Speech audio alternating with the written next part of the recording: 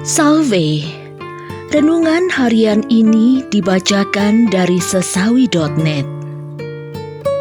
Dibawa atau ditinggalkan oleh Romo Yusuf Gunarto, SMM. Injil Lukas 17 ayat 26 sampai 37. Selamat mendengarkan. Keselamatan adalah anugerah, tetapi juga tanggung jawab pribadi. Kita tidak bisa menumpang selamat pada iman orang lain, entah itu keluarga yang saleh, komunitas yang aktif, atau lembaga gereja yang kudus. Setiap orang dipanggil untuk menghidupi imannya secara nyata. Misalnya dengan mengasihi ketika hatinya terluka, dengan menempatkan Tuhan di atas segalanya ketika dunia menawarkan 1000 hal yang lebih menggiurkan. Sering kali kita merasa aman karena sudah berada di dalam gereja atau sudah ikut kegiatan rohani. Tetapi tanpa pertobatan batin, tanpa perjuangan untuk hidup benar, semua itu hanya kulit luar. Tuhan melihat hati, bukan keanggotaan.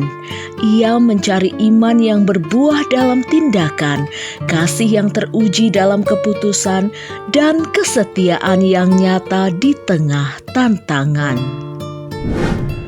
Keselamatan bukan soal siapa kita di depan manusia, tetapi bagaimana kita menjawab kasih Allah setiap hari. Kita tidak bisa menyandarkan diri pada iman komunitas tanpa menumbuhkan iman pribadi. Maka, setiap keputusan, besar atau kecil, adalah ladang tempat kita menanam benih keselamatan. Ketika kita memilih jujur daripada curang, mengampuni daripada membalas, memberi daripada menuntut, mengasihi daripada membenci.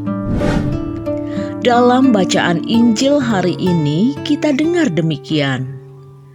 Pada malam itu, ada 2 orang di atas satu tempat tidur, yang seorang akan dibawa dan yang lain akan ditinggalkan.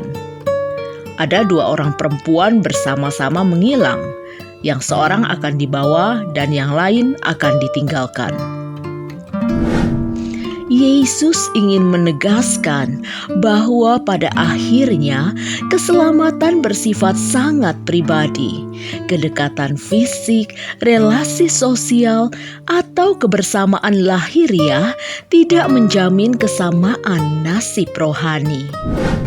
2 orang bisa hidup berdampingan, beraktivitas bersama, bahkan berada di tempat yang sama, namun hati mereka mungkin berada di 2 dunia yang berbeda.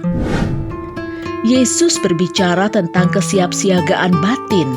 Tidak cukup hanya bersama secara lahiriah dalam gereja, keluarga, atau komunitas iman. Yang menentukan adalah bagaimana setiap orang mempersiapkan diri di hadapan Tuhan. Apakah hatinya hidup dalam kasih, dalam ketaatan, dalam pertobatan yang sungguh, ataukah tenggelam dalam rutinitas tanpa arah rohani? Yang dibawa bukanlah mereka yang paling tampak rohaninya, tetapi mereka yang hatinya sungguh siap, yang hidup dalam kesetiaan dan keterbukaan terhadap kasih Allah. Sementara yang ditinggalkan bukan berarti dihukum tanpa sebab, tetapi karena hatinya tidak terjaga. Mungkin terbiasa menunda pertobatan atau merasa aman dalam kebiasaan tanpa kedalaman iman. Sabda ini mengingatkan kita untuk tidak menunda-nunda pembaruan diri. Hari Tuhan datang seperti pencuri di malam hari, tanpa tanda, tanpa waktu yang pasti. Maka setiap hari adalah kesempatan untuk berjaga, memperbaiki relasi, memurnikan motivasi, dan menumbuhkan kasih yang nyata. Bagaimana dengan diriku? Apakah aku hidup dalam kesiapsiagaan batin ataukah terlena oleh rasa aman semu dari kebersamaan lahiriah? Terima kasih telah mendengarkan. Jangan lupa like, share, dan subscribe.